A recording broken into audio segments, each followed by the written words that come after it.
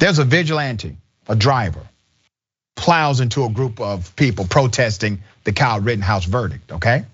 That's a no-no, that's wrong. Several people protesting the verdict were injured and could have been killed when a car drove into their demonstration in Connecticut. Let's put up a picture of the protesters, okay? About 15 to 20 protesters were blocking portions of a roadway, holding signs and chanting Saturday evening in Manchester when a black car with Massachusetts plates drove toward them, and organizers believe the man intended to hurt them. Several were injured. The protesters said they were allowing vehicles to pass during green lights. So when there was a red light, they got in the street, they made their demonstration, they made their protest. Now, even if they blocked traffic, I'm not saying they did, but even if they did, protest is not protest unless it makes somebody feel uncomfortable. It is supposed to inconvenience you somewhere. There's supposed to be some inconvenience connected to a real protest. Now, there was a time when we actually held life above everything else. Now, the Republicans, those on the Christian right, they don't give a damn about these protesters. They're creating laws that will basically give immunity to individuals who kill protesters who are blocking the street. What happened to being pro-life?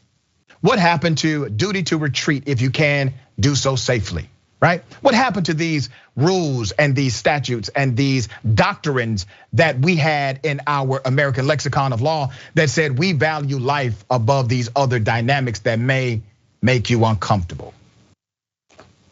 He was angry, said Miss Courier, Black Lives Matter organizer from Black Lives Matter age 60. It looked like he was looking for a reason and he found one. You could tell in his face, the passenger was screaming bloody murder. Courier said about 6 people were struck by the car and 4 of them injured, including a man whose foot was run over and a 60-year-old woman who was struck head on. Police are investigating the incident, but declined to offer any specifics about a possible suspect or his motives. But Courier said the incident highlights the issues involving the Rittenhouse trial. This is nothing more than another example of people deputizing themselves against others to police against their own politics and views.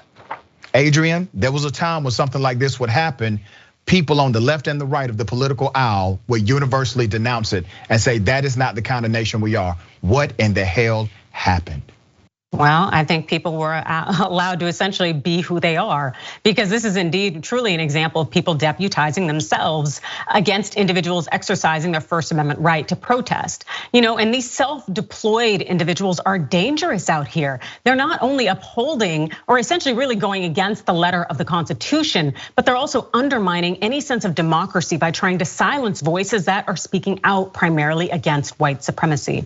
And the Rittenhouse verdict, it really did the same thing. Kind of just in the larger framework as the George Zimmerman verdict. It really just emboldened these individuals to use lethal force against those who challenge white supremacy. And as a result of that, we are seeing members of Congress, many politicians out there willing to stand with them. And so we're truly just seeing who they really are. Yeah, and rulings like this, laws like Stand Your Ground, they increase the number of justifiable homicides. You go to Texas, when Texas first passed their Stand Your Ground law, justifiable homicides increased by 600 dead bodies that year. This is a real cause and effect relationship as it relates to life and liberty in this country.